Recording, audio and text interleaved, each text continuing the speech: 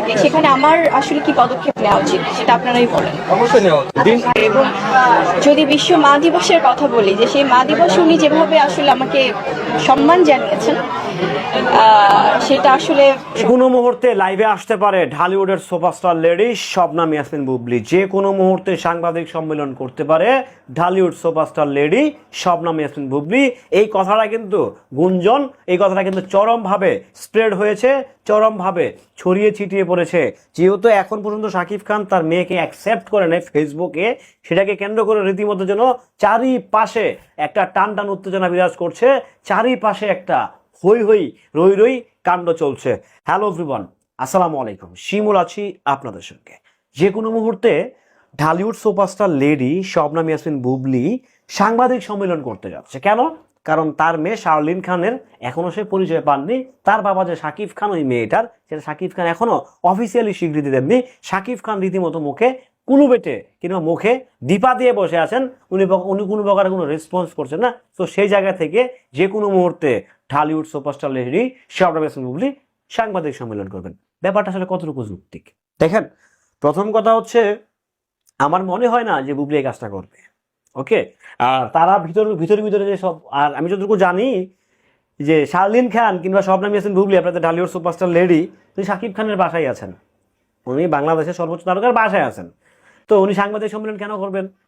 এখন ফেসবুকে কেন শাকিব খান বুবলিকে স্বীকৃতি দিলেন না, এইটা নিয়ে দেখলাম অনেকের আবার চুলকানি আছে। তো উনি কেন স্বীকৃতি দিবেন ভাই? ফেসবুক কি পরিবারের অংশ?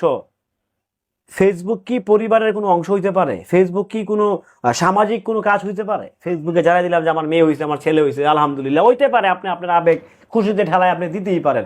হ্যাঁ, এখানে বুবলি একটা খুব ভালো কাজ করছে যে উনি এটা গোপন রাখেন না, উনি পাবলিক করেছেন। এটা উনি ওনার জায়গা থেকে ওনার দায়িত্বটা উনি পালন করছেন। এখন যাকে বাবা হিসেবে ট্যাগ করছেন, সেই বাবা যদি ট্যাগ যদি অ্যাকসেপ্ট না করছেন, তার পারিবারিক ব্যাপার, তার ব্যক্তিগত মতামত, ব্যক্তিগত ডিসিশন। বাট সেই জায়গা থেকে অনেকে লেখালেখি করছেন যে কোনো মুহূর্তে বুবলির সাংবাদিক সম্মেলন, বুবলি যে কোনো মুহূর্তে লাইভে আসবে, সন্তান নিয়ে কথা বলবে, আরও একটা হচ্ছে লাইভ এক্সক্লুসিভ হবে। সব মিলিয়ে আসলে এগুলো কি? আসলে এগুলো হচ্ছে যা তা হ জ ব রল, এগুলো বানোয়াট। আমার মনে হয় না বুবলি আপু আর এই কাজটা করবেন। কারণ কি ভাই, দেখেন দিন শেষে উনি কিন্তু একজন স্টার, উনি সেই লেভেলের স্টার।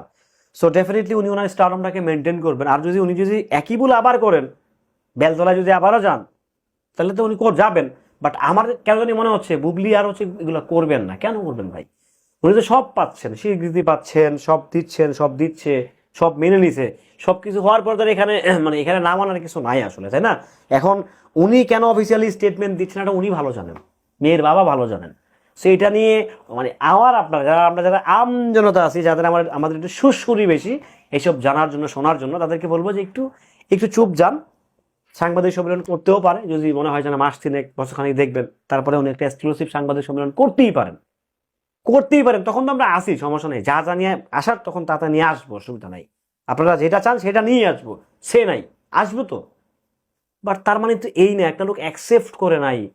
আপনারা কেমনে বুঝলেন যে এটা তাকে সন্তান হিসেবে স্বীকৃতি দেয় নাই সন্তানের বাবাটা? দুঃখজনক, অপ্রত্যাশিত।